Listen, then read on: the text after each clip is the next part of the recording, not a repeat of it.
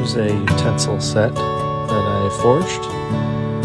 The fork and the spoon are out of mild steel, and then the small knife is made out of 1080 high carbon steel. I made this to be sort of reminiscent of an old mess kit set, but made with ancient techniques instead of modern ones. Here's the clip that all the utensils can hang on. On the back side is a clip that you can attach to a belt or any other type of strap.